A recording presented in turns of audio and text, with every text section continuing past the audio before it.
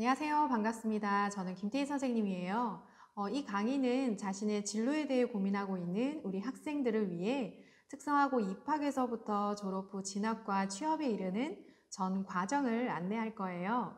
선생님과의 시간을 통해서 앞으로 고등학교 진학을 선택하는 데 큰 도움이 되었으면 합니다. 강의는 총 6개로 이루어져 있는데요. 1강은 미래의 나를 꿈꾼다 비전 스케치, 2강은 나의 장점이 뭐니? 연예인도 해본다는 MBTI보다 재미있는 진로 적성 검사. 3강은 세상에 이런 직업이 미래 유망 직업. 4강은 특성화고를 알려줘 첫 번째 이야기. 그리고 5강은 두 번째 이야기가 이어집니다. 그리고 마지막으로 6강은 창업 누구나 한다, 나도 CEO. 네, 이렇게 총 6개의 강의로 이루어져 있어요.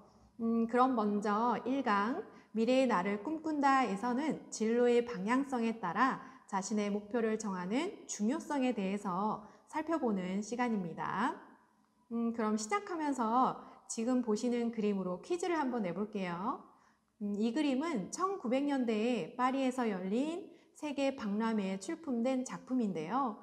100년 후에 21세기 도시의 모습은 이럴 것이다 라고 상상하고 그린 그림이래요.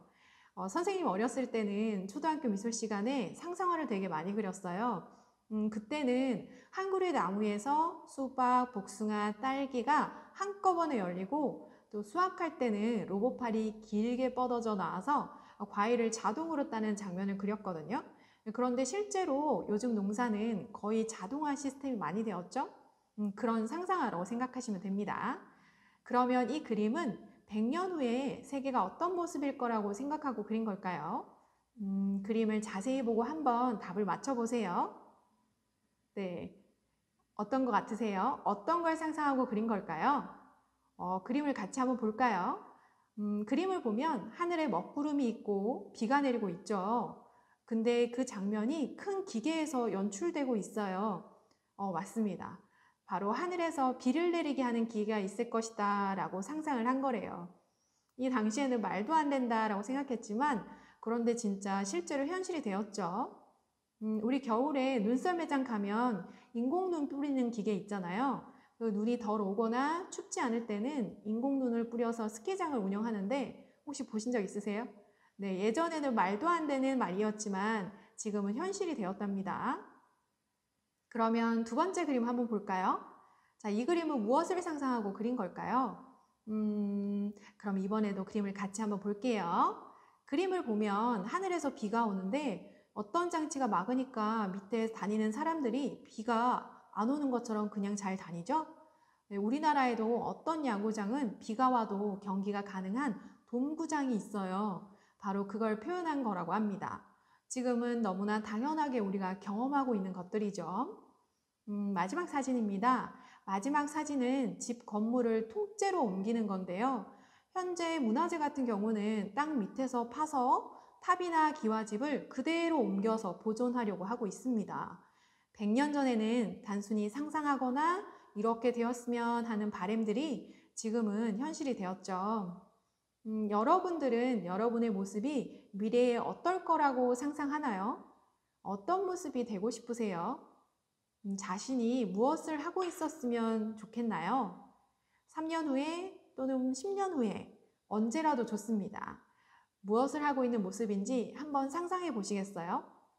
만약 바로 대답이 어렵다면 영상이 끝나고 꼭 한번 생각을 해보세요. 내가 꿈꾸는 희망하는 목표를 이루기 위해서는 중요하게 생각해야 될 것들이 되게 많아요. 예를 들어서 우리가 등산을 한다고 한번 생각을 해볼게요. 여러분들이 만약에 등산을 한다고 하면 산을 오를 때 중요하게 챙겨야 하는 것들이 뭐가 있을까요? 만약에 내일 제주도 오름을 올라간다 면 생각해 보세요. 또는 청계산을 가야 한다면 뭘 챙겨 가야 할까요? 각자 머릿속으로 생각해 보고 한번 제가 하나, 둘, 셋 한번 얘기해 볼까요? 하나, 둘, 셋! 네, 등산화, 스틱, 물, 바람막이, 점퍼, 어떤 친구는 날씨를 알아봐야 해요. 그래야 준비물 맞게 찾아갈 수 있어요. 라고 얘기하기도 하고요. 또 다른 친구는 누구랑 가는지가 중요해요. 친구를 챙겨가야 심심하지 않아요. 라고 얘기하기도 했어요. 오, 선생님도 생각하지 못한 멋진 생각이네요. 맞아요. 다 중요합니다. 여러분들이 말씀한 내용을 바탕으로 등산을 간다면 중요한 거, 선생님 한번 정리해 볼게요. 산을 오를 때 첫 번째, 어떻게 갈 것인가가 중요해요.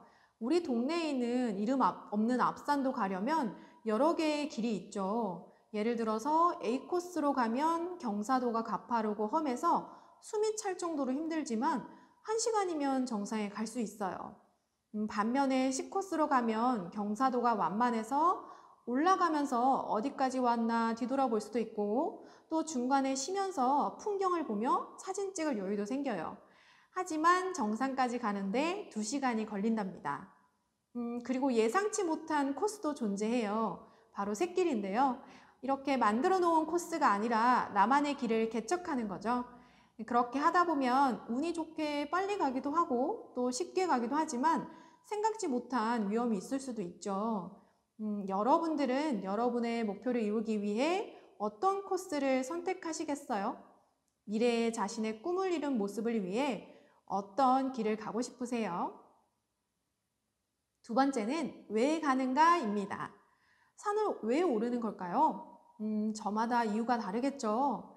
어떤 사람은 학교에서 수련회로 같이 가자고 하니까 억지로 끌려가는 걸 수도 있고 또 어떤 사람은 운동 목적으로 가는 것도 있고 또 새해 맞이로 가는 이유도 있겠죠.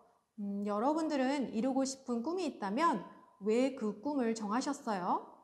가게를 해서 돈을 많이 벌고 싶어서 또 어릴 때부터 좋아했던 동물 훈련사가 되고 싶은 꿈을 이루기 위해 왜라는 이유가 명확하다면 산을 오르는데 좀 덜 힘들고 의미가 있지 않을까요? 마지막은 목표입니다.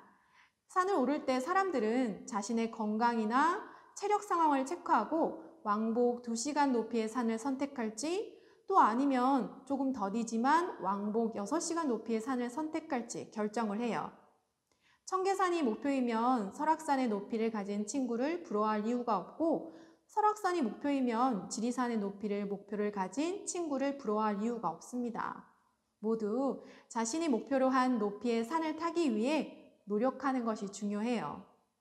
마찬가지로 어떤 고등학교를 선택하느냐에 따라 자신의 인생이 바뀔 수 있어요.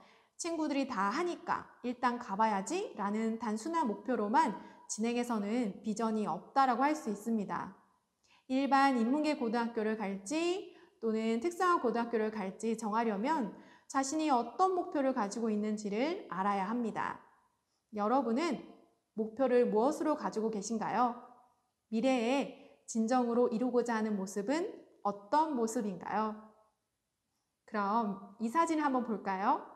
어린 친구가 쓴 일기인데요. 이 친구 일기를 같이 한번 읽어볼게요.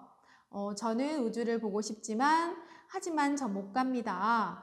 왜냐하면 영어도 가야 되고 피아노도 가야 되고 미술도 가야 되고 그리고 우주선도 없고 그래서 못 갑니다. 글씨를 보니까 몇 살쯤 된 것 같아요? 7살? 8살이에요. 어때요? 너무 현실적이어서 좀 슬픈가요? 자신의 마음을 솔직하게 표현한 좀 귀여운 친구죠. 그런데 우주를 가고 싶지만 못 가는 이유가 너무 많아요. 만약에 이 어린 친구가 지금 바로 옆에 있다면 무슨 얘기를 해주고 싶으세요? 너가 현실을 너무 일찍 알았구나. 8살에게 이렇게 말해줄 건 아니죠. 진짜 이 친구가 옆에 있다면 여러분보다 한참 어린 이 친구에게 진심으로 어떤 조언을 해주고 싶은지 생각해 보세요. 선생님이 이 영상에서 내주는 생각해보기 과제라고 생각해 보세요.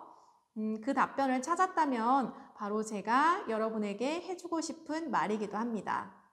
우주를 가겠다는 목표를 정했다면 못 가는 이유를 찾을 것이 아니라 갈 수 있는 방법을 찾아보는 것이 좋지 않을까요? 이번 1강 미래의 나를 꿈꾼다에서는 자신의 목표와 방향에 대해서 생각해보는 시간이었는데요. 그러면 다음 시간에는 자신의 성격은 어떤지 또 무엇을 잘하는지 알아볼게요. 최근 예능 프로그램에서 자신의 성격을 진단해보는 MBTI에 대해서 많이 나왔는데요. 내가 좋아하는 연예인도 해본다는 MBTI보다 우리가 쉽게 해볼 수 있는 진로 적성 검사를 통해 내 장점을 찾아보는 시간을 한번 가져볼게요. 그럼 우리 여러분 2강에서 만나요.